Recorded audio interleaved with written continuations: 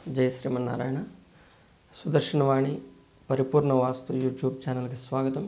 సింహద్వారం ఎదురుగా మెట్లు ఉండరాదు, ఉంటే ఎటువంటి ఫలితాలు వస్తాయి? మనం ఇక్కడ ఒక విషయం గమనించాలి. అసలు ఏ ద్వారానికైనా, సింహద్వారం అంటే రోడ్డుకి ఎదురుకుండా ఉన్నది. సింహద్వారం కాకుండా మనకు ఉత్తర ద్వారం అని, దొడ్డిదోవ అని చెప్పేసి మనకు ఆగ్నేయముల వంటగదికి పెడతాం. కొంతమందికి పడమరలో ఒక డోరు పెడతారు.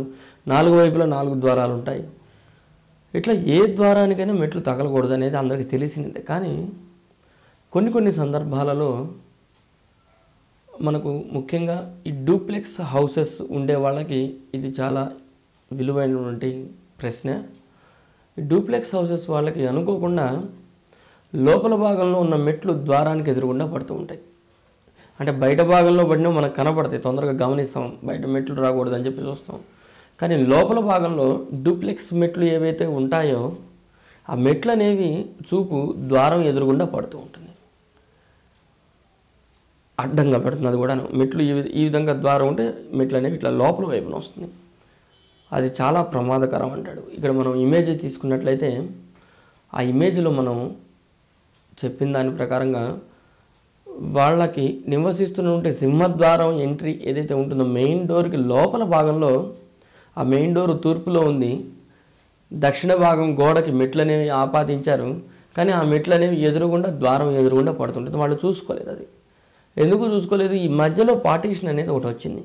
ఆ మెట్లకి డోర్కి మధ్య పార్టీషన్ చేసి హాల్ని డివైడ్ చేశారు, గ్లాస్ పార్టీషన్. ఈ గ్లాస్ పార్టీషన్ ఎప్పుడైతే వస్తుందో మనం ఇంటి లోపలికి నడిచేటప్పుడు గ్లాస్ కనబడుతుంది, కానీ గ్లాస్ అవతల మెట్లు అనేవి ఐడెంటిఫై అవ్వట్లా. మేము ఒకరోజు ఆ ఇంటికి అపాయింట్మెంట్కి వెళ్తే ఆ మెట్లు చూసాము. ఎందుకంటే అదే రోజు ముందు రోజు వాళ్ళు ఏదో క్లీనింగ్ ప్రొసీజర్ పెట్టుకొని అదంతా నీట్గా క్లీన్ చేయడం అది చేస్తారు. అదంతా ఓపెన్గా కనపడింది. ఏమిటమ్మా ఈ మెట్లు ఇట్లాగ వచ్చినాయి సింహద్వారానికి, లోపల భాగంలో మెట్లు, అసలు బయటనే వద్దంటే ఇంకా లోపల తీసుకొచ్చి మెట్లను పెట్టాము, మంచిదే డూప్లెక్స్, కానీ డోర్ ఎదురుగుండా పడకూడదు అని చెప్పేసి మనకు ఆ ఇమేజ్లో కనబడుతుంది క్లియర్గా. ఆ విధంగా కనబడటం వలన యజమానికి చాలా ప్రాబ్లమ్స్ ఉంటాయి. ముఖ్యంగా మీరు అక్కడ గమనించినట్లయితే తూర్పు సింహద్వారానికి మెట్లు ఆ యాంగిల్లో అక్కడ ఉందంటే డెఫినెట్గా ఉత్తరం గోడకి మెట్లు ఉన్నట్టే లెక్క. అంటే ఉత్తరం ఇంటి మధ్యలో ఉత్తరం గోడకి మెట్లు ఏర్పాటు చేశారు. ఆ మెట్లు అనేవి డోర్లో పడ్డాయి.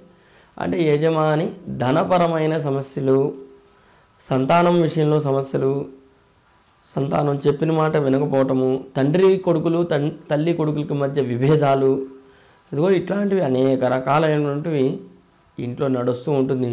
అంత పెద్ద ఇల్లు ఉండి కూడా ప్రశాంతత లేకుండా అయిపోతూ ఉంటుంది. ఇల్లు కట్టేది ప్రశాంతత కోసం మనం అంటూ ఉంటాం, ఆ ప్రశాంతతను కోల్పోతూ ఉంటాం. కనుక ఈ విధంగా వేసేటువంటి డూప్లెక్స్ మెట్లు ఏవైతే ఉంటాయో అవి 1కి 2 సార్లు మనం చూడాలి. మెయిన్ డోర్స్కి ముఖ్యంగా ఎదురుకుండా ఆ మెట్లు అనేవి రాకుండా ఉండాలి. అవి వస్తే తక్షణం ఆ గృహంలో కట్టినంత కాలం బాగుంటుంది, ఇంట్లోకి వెళ్ళాక ప్రాబ్లమ్స్ మొదలవుతుంటాయి. వాళ్ళు అన్నారు 1 సంవత్సరం ఉన్నామండి ప్రశాంతంగా, తర్వాత నుంచి మొదలైనాయి 5 సంవత్సరాల నుంచి నరకం, 5-6 సంవత్సరాల నుంచో. ఇది చాలా ఇబ్బందికర అంశం అంటాడు వాస్తులో. అసలు ద్వారాలకు ఎదురుగుండా మెట్లు అడ్డంగా రాకూడదు, అంటే ద్వారానికి బలం తగ్గిపోయే విధంగా ఉండకూడదు.